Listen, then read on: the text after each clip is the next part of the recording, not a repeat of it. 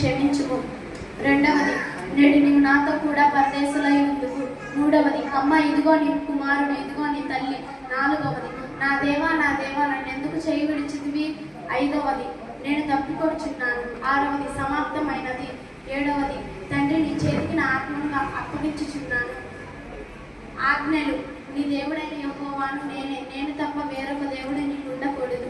పైన ఆకాశం అందే కానీ, కింద భూమి అందే కానీ, భూమి కింద నీళ్ళ అందే కానీ ఇండు దేని రూపమునైనను విగ్రహమునైనను నీవు చేసుకొనకూడదు. వాటిని సాగిలపడకూడదు, వాటిని పూజింపకూడదు. నీ దేవుడైన యెహోవాను వ్యర్థముగా నుంచనింపకూడదు. నీవు విశ్రాంతి దినమున పరిశుద్ధముగా ఆచరించుటకు జ్ఞాపకం ఉంచుకొనుము. నీ దేవుడైన యెహోవా నీకు అనుగ్రహించు దేశములో నీవు దీర్ఘాయుష్మంతుడగినట్లు నీ తండ్రిని నీ తల్లిని సన్మానించుము.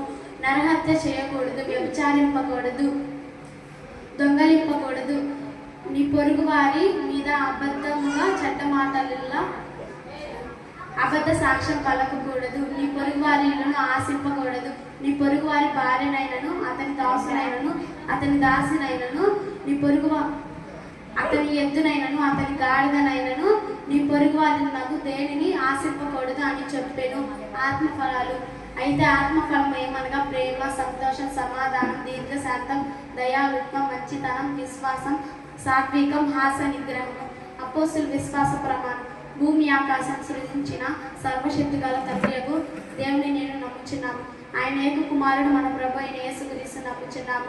ఈయన పరిశుద్ధాత్మ వలన గర్భము ధరింపబడి కన్యైన మధ్య పుట్టి పొందుపిల్లల అధికారం కింద శ్రమపడి సిలువేయబడి చనిపోయి సమాధి చేయబడినయు అదృష్టలోకమునికి దిగినయు చనిపోయిన వారిలో నుండి మూడవ దినాన తిరిగి లేచి పరలోకమునికి ఎక్కి శక్తి గల తండ్రియగు కుడి చేతి వైపున కూర్చునున్నాడని సజీవులకును మృతులకు తీర్పు చేయుటకు మహిమతో వచ్చినని పరిశుద్ధాత్మ నమ్ముచున్నాము. పరిశుద్ధుల క్రైస్తవ సంఘము, పరిశుద్ధ సహవాసము, పాప క్షమాపణయు, శరీర పునరుద్ధానము, నిత్య జీవనం నమ్ముచున్నాము.